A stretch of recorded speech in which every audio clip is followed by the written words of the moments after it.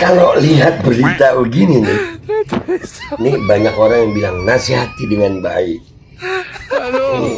Neng, gimana caranya kita mereaksi ini dengan lembut gitu?